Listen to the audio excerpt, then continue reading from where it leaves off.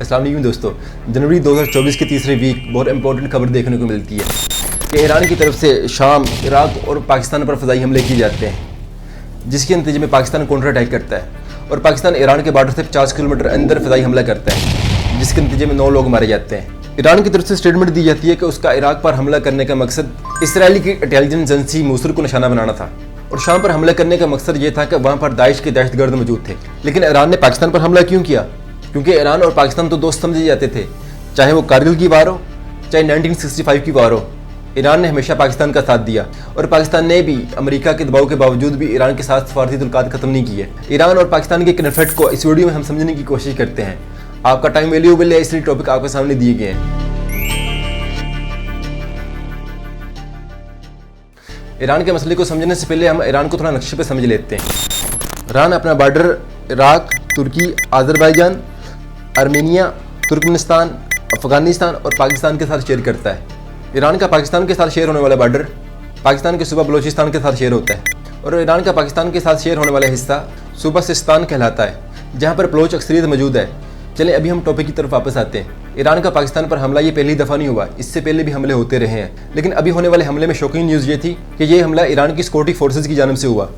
اس سے پہلے 2013 میں بلوچستان کے علاقے بلاؤ میں ایران کی طرف سے حملہ کیا جاتا ہے، جس میں رپورٹ کیا جاتا ہے کہ ایران کا پاکستان پر حملہ کرنے کا مقصد جیش العدل کے لیڈر ملا عمر کو ٹارگٹ کرنا تھا۔ ایران ہمیشہ یہ دعویٰ کرتا رہا ہے کہ پاکستان میں موجود جیش العدل کے دہشت گرد بلوچستان کے بارڈر سے گزر کر ایران میں داخل ہوتے ہیں اور پھر ایران کی سیکورٹی فورسز کو نشانہ بناتے ہیں۔ یہ جیش العدل کون ہے؟ اس کو سمجھنے کے لیے ہم تھوڑا ماضی میں چلتے ہیں۔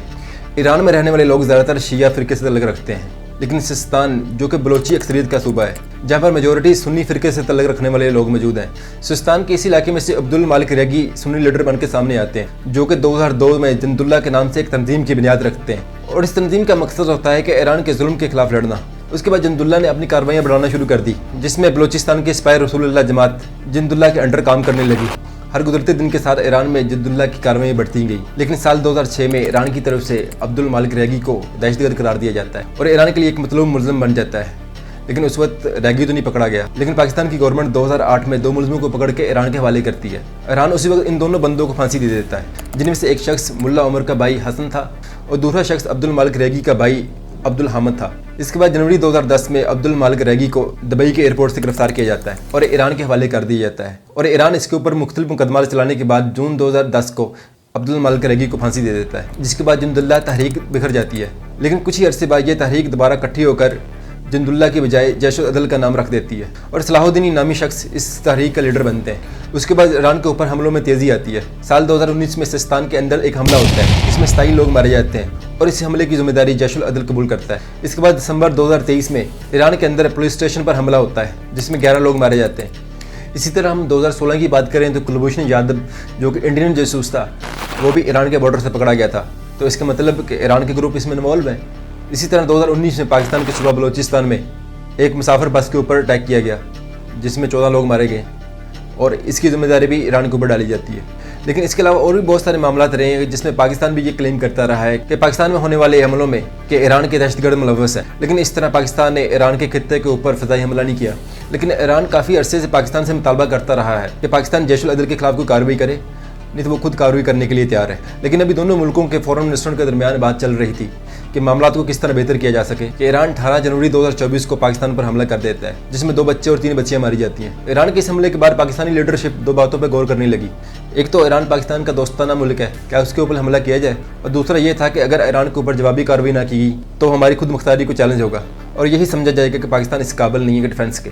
18 جنوری صبح 4 بجے پاکستانی ایئر فورسز JF-17 اور 10C ایگل کے ذریعے ایران کے بارڈر سے 50 کلومیٹر اندر جا کے حملہ کرتے ہیں اور بغیر کسی رکاوٹ کے واپس آتے ہیں۔ پاکستانی ایئر فورسز کو یہ کام کرنے میں صرف 10 منٹ لگے، اور اس آپریشن کا نام مرگ سرمچار رکھا گیا۔ مرد فارسی زبان کا لفظ ہے جس کا مطلب ہے مردہ بار، اور سرمچار بلوچی زبان کا لفظ ہے جس کا مطلب ہے جان قربان کرنے والا۔ چلے آگے بڑھتے ہیں کہ ایران کی پاکستان پر حملہ کیے جانے والا صحیح قدم تھا۔ میرے خیال میں پاکستان کی طرح ایران بھی نہیں چاہے گا کہ بات آگے بڑھے، دونوں ملک ابھی یہی چاہیں گے کہ معاملات ختم ہو جائیں، کیونکہ اس کی سب سے بڑی ریزن یہی ہے کہ ایران آلریڈی انوالو ہے اسرائیل کی جنگ میں، کہ وہ نہیں چاہے گا کہ اپنے دوسرے ملکوں کے ساتھ باقی معاملات بھی خراب ہو۔ چلیں ٹاپک پہ آگے بڑھتے ہیں۔ جس طرح ہم نے بات کی کہ عبدالمالک ریگی ایک سنی لیڈر تھا، تو وہ بھی مسلمان، تو وہ شیعہ سے کس نام کے انتقام لینے کے لیے اس نے جماعت بنائی۔ یہاں پر ہم سنی شیعہ فرقوں کو تھوڑا سمجھتے ہیں۔ इस टॉपिक पर मैं डिटेल से बात नहीं करूँगा क्योंकि ये बहुत सेंसिटिव मसला है और ये मसला हज़रत मोहम्मद सल्लल्लाहु अलैहि वसल्लम के इस दुनिया के जाने के बाद ही शुरू हो चुका था कि हज़रत मोहम्मद सल्लल्लाहु अलैहि वसल्लम के दुनिया के जाने के बाद दो फ़िरके बन जाते हैं, एक सुन्नी कहलाने लगता है और एक शिया कहलाने लगता है। थोड़ा हम समझ लेते हैं कि शिया और सुन्नी आपस में क्यों कन्फ्लिक्ट करते हैं। सुन्नी फ़िरके का मानना है कि हज़रत मोहम्मद सल्लल्लाहु अलैहि वसल्लम के जाने के बाद पहले खलीफा हज़रत अबू बकर हैं, दूसरे खलीफा हज़रत उमर हैं, तीसरे खलीफा हज़रत उस्मान है और चौथे खलीफा हज़रत अली हैं। लेकिन शिया फ़िरका ये क्लेम करता है कि हज़रत अली मोहम्मद सल्लल्लाहु अलैहि वसल्लम के कज़न है और दामाद भी हैं, तो इसलिए उनका पहला हक़ बनता है कि वो पहले खलीफा हों और उनकी शान भी बाकी खलीफा से बड़ी है। इसी तरह इन दोनों फ़िरकों में इस्लाम के जो बुनियादी अरकान हैं उनके दरमियान भी कन्फ्लिक्ट है। इस्लाम के बुनियादी अरकान कलमा, नमाज, ज़कात, हज और रोज़ा है। इन दोनों फ़िरकों के इन पाँचों अरकान को फॉलो करने के भी मुख्तलिफ तरीके हैं। शिया फ़िरका का रुझान ज़्यादातर ईरान की तरफ होता है और सुन्नी फ़िरके का तल्लुक़ ज़्यादातर सऊदी अरब की तरफ होता है। इसी तरह शिया और सुन्नी दोनों के कल्चर में ज़्यादा फ़र्क तो नहीं है, लेकिन दोनों के कल्चर अलग है। शिया और सुन्नी का मसला आज से नहीं है, ये सदियों से चलता रहा है। इन दोनों फ़िरकों के दरमियान जंगें होती रहीं, मनाज़रे होते रहीं, लेकिन उसका एंड कुछ नहीं निकला।